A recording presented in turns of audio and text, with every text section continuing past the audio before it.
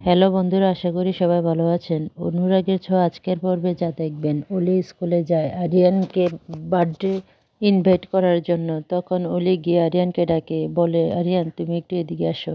আরিয়ান অলির কাছে আসে, বলে আমরা তো সেম ক্লাসে পড়ি, তাহলে তুই আমাকে তুমি করে বলছিস কেন?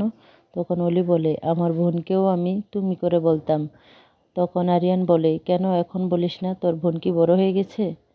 তখন অলি এই কথা এড়িয়ে যায়। অলি বলে আমার বার্থডে, তুমি আসবে, তোমাকে ইনভাইট করলাম। তখন আরিয়ান বলে তুই কি আমাকে ভালো করে চিনিস, তাহলে আমাকে ইনভাইট করছিস? আরিয়ান কার্ডটা নেয় না। আরিয়ান বলে এরকম অনেক মেয়েরাই আমাকে ইনভাইট করে। সেখান থেকে আরিয়ান চলে যায়।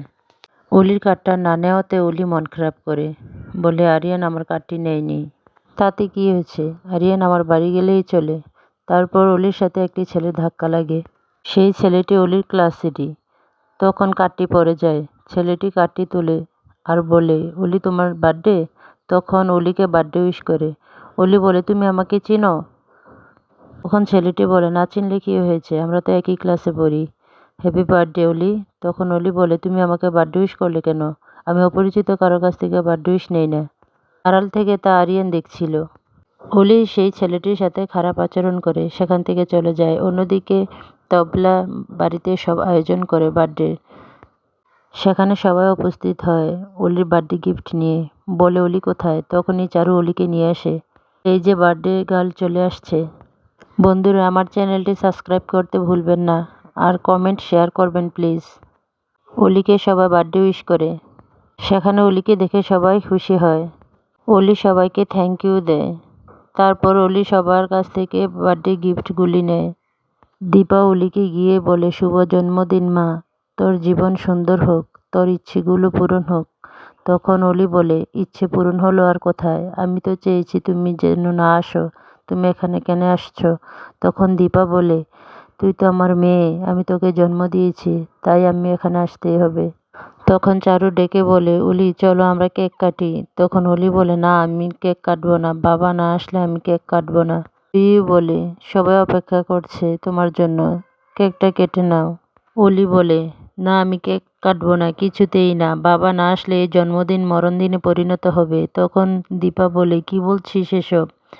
চারু বলে এমন দিনে এসব কিছু বলতে নেই। তখন অলি বলে যা বলেছি ঠিকই বলেছি, বাবা না আসলে আমি কিছুতেই কেক কাটবো না, আমি বলে দিলাম সবাইকে। চারু বলে অলিমা তুমি রাগ করো না, তোমার বাবা হয়তো ব্যস্ত আছে এই কারণে আসতে পারছে না, তুমি এরকম করো না। জয়ীও বলে অলি তুমি এরকম করো না, কেকটা কেটে নাও। তখনই সূর্য সেখানে আসে, বলে অলিমা হ্যাপি বার্থডে।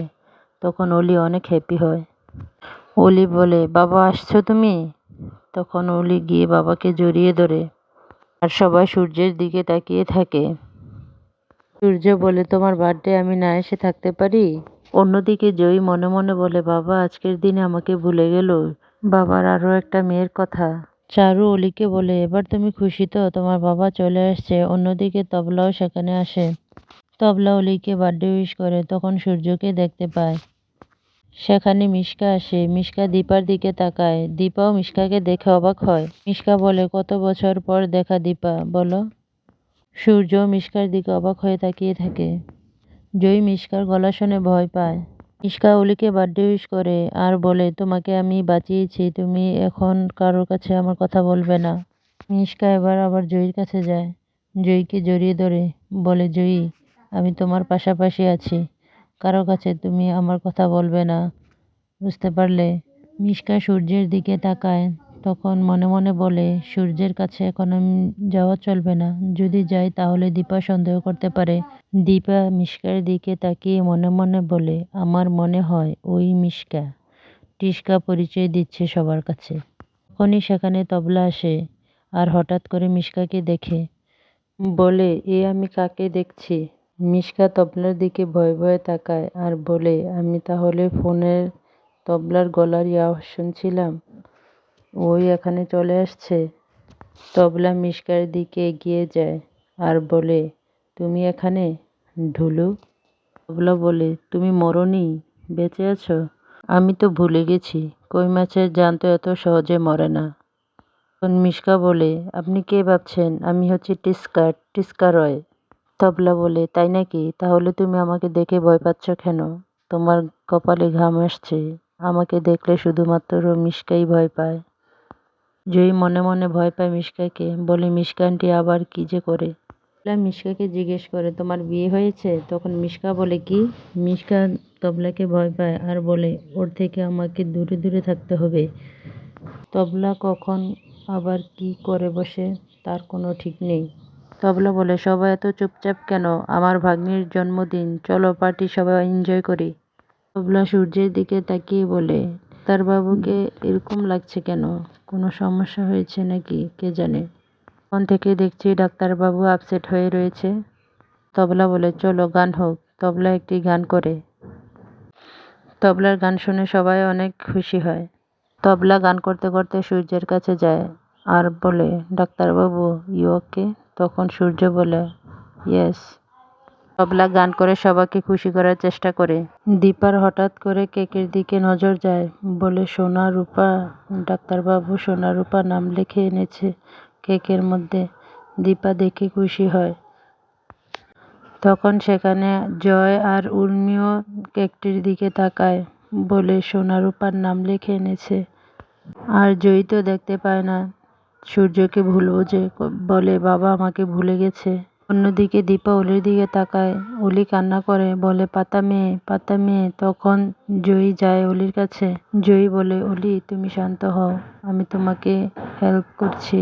তখন দুজনেই কেক কাটে। জয়ী মনে মনে বলে, ঠাকুর চাইলেই সব কিছু হয়। কেউ জানতে পারল না আজ সোনা আর রূপা কেক কাটছে। আমার মা বাবার সামনে আমি আজ কেক কাটছি। অন্যদিকে জয়ীর সই বলছে, জয়ী অন্যের নামের কেক কাটছে, তার মানে আমি যা ভাবছি তাই। দীপা মনে মনে বলে, আমার মনে হচ্ছে আমার এই দুই মেয়ে সোনা আর রূপা আজ কেক কাটছে। ভগবান তাদেরকে একসাথে রেখো সবসময়। তখন সূর্যকে গিয়ে অলি কেক খাইয়ে দেয়।